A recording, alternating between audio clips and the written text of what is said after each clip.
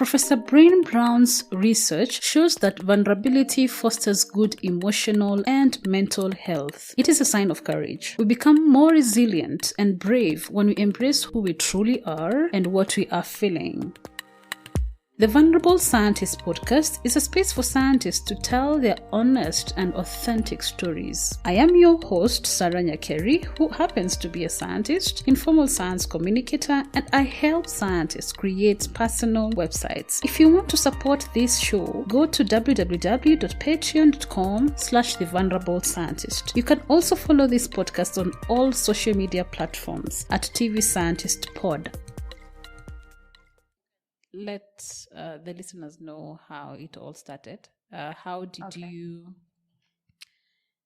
get to where you are right now, to science and to what you're currently doing? What are the things that influenced that from the beginning of your earlier life? So, how I got into science, I always feel like my story um, is unique, but not unique, especially when somebody talks about science.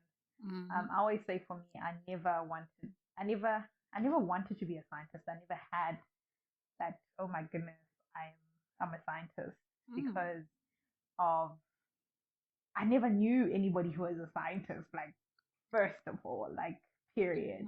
And yeah, so in terms of how I got into the science, I think we can just fast forward to maybe high school. Is where I think we can start off. To not bore you with all of the details. I like the details. Don't bore me. You can okay, fine. let me take you from the beginning. Okay. So I've said, pardon me.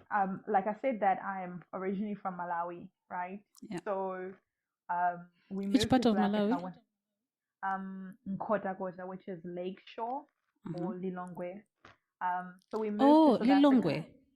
Yes, which is the capital. Yes. Oh wait, who was from Lilongwe? Amos. Oh, okay. I can't remember very well. Okay. But you will see that when I say I'm from Malawi, I've lived more in South Africa. In the sense that I came here when I was pretty young, when I was just starting my primary school career. So, but because my dad had moved to South Africa, so we all moved with my mom and I. And then I've grown up in South Africa, but we frequent Malawi just about every year for holidays because the majority of my family is still based in Malawi. Okay. But in terms of me living, it's been in South Africa. So those are the minor details.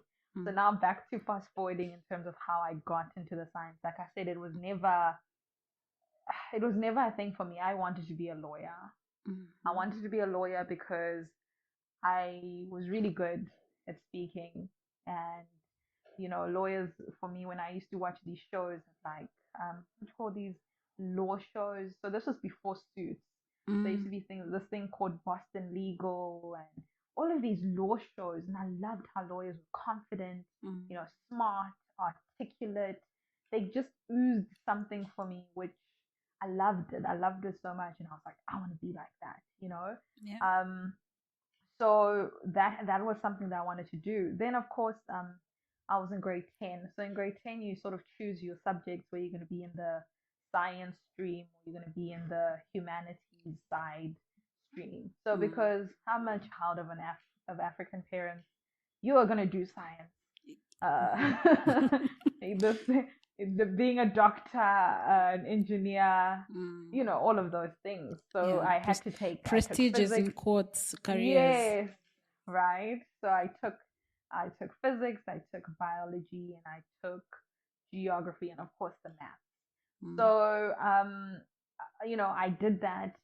Physics was also not one of my favorite subjects, but I loved geography. I loved biology. Those were like more of the things. So when I was finishing up now applying for for my university in terms of what I was going to do, I didn't quite know exactly what I wanted to do. So I had a family friend who my dad was friends with him, and he was an agriculture engineer. And he's like, "Have you ever thought of agriculture?" And I was like, I don't know. Then he's like, you can always get a job anywhere. And then there was also, I also had one of my dad's friends was also an environmental scientist, Mm. chatted with them.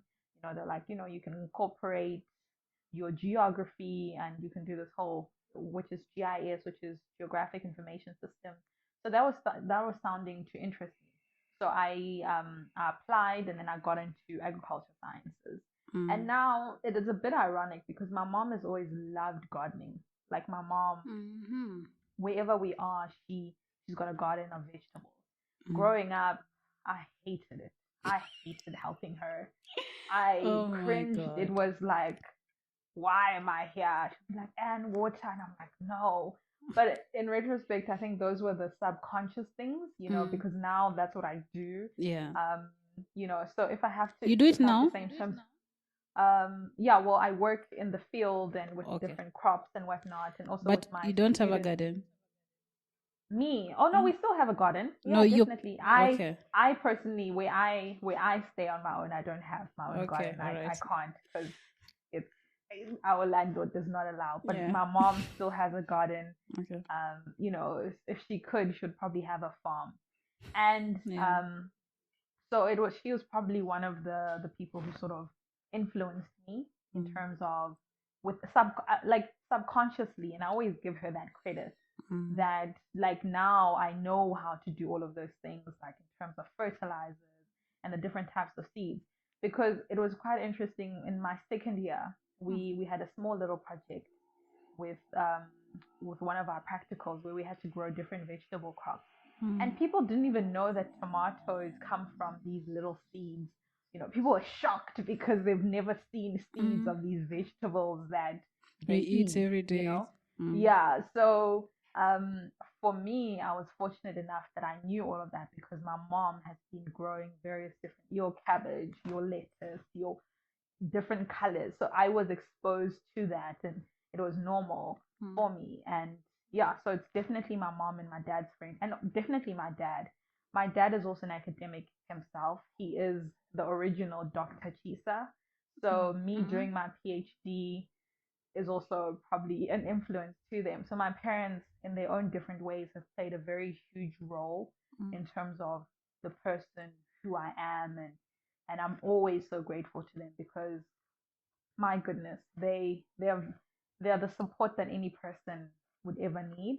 Mm. So definitely those are my influences, my my dad, my mom, and their friends, and all the other people have also come behind them. But primarily, in terms of where I am right now, Mm. I do give them that, and I acknowledge that. So, um, yeah, I think that's where I am, and that's how I got into agriculture. I applied, and the rest is history. So, in terms of me coming into the sciences, that's the story.